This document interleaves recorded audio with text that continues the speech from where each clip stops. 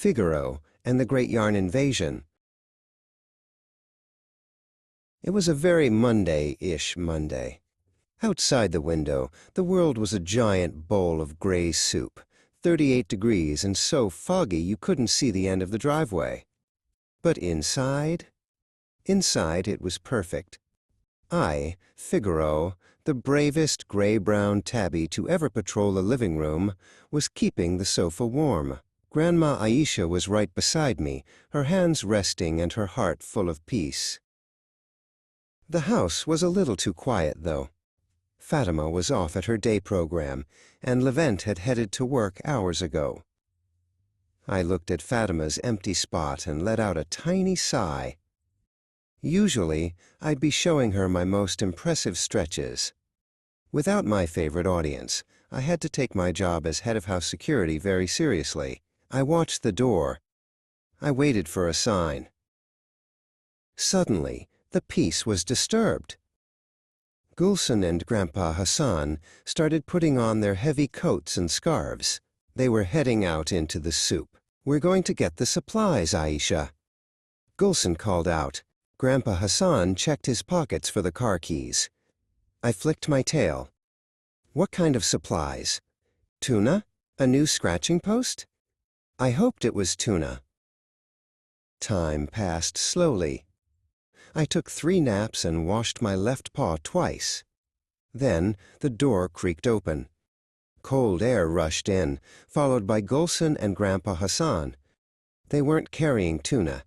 They were carrying bags, huge, rustling bags that smelled of wool and adventure. My ears perked up. My whiskers began to tingle. The hunt was about to begin. Gulsen reached into the bag and pulled out a sphere of pure, vibrant magic. A ball of yarn. And then another, blue, purple, yellow, and red. They rolled onto the table like a fleet of fuzzy spaceships. "For your 5-needle project, Aisha," Gulsen said. I didn't hear her. All I saw were targets. These weren't supplies. These were the enemy. And they needed to be vanquished. Grandpa Hassan sat down to help organize the horde. He picked up a bright blue ball and started to tuck in a loose end. "This is high-quality wool," he muttered. I didn't care about quality. I cared about the chase. I crept closer, my belly fur brushing the rug. I wiggled my bottom. 1, 2, 3. Attack! I launched myself through the air like a furry gray rocket. I intercepted the blue menace right as Grandpa Hassan went to move it.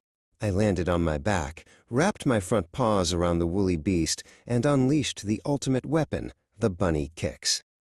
Kick, kick, kick. The yarn didn't stand a chance. Grandma Aisha burst out laughing. She picked up her 5 long knitting needles, trying to start her project, but I was everywhere. Every time a needle moved, I thought it was a tiny silver sword, challenging me to a duel. I batted at the air, my paws dancing between the yarn and the clicking needles. "Figaro, you little rascal," she chuckled.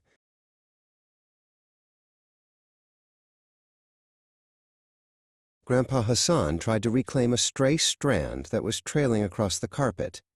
He reached down, but I was faster. I pounced on his hand, softly, with no claws of course, and then did a backflip over a yellow ball of yarn. It was a masterpiece of feline agility.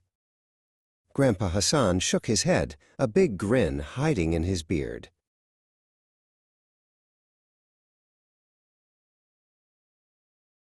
Eventually, the monsters were mostly tamed and the house grew quiet again.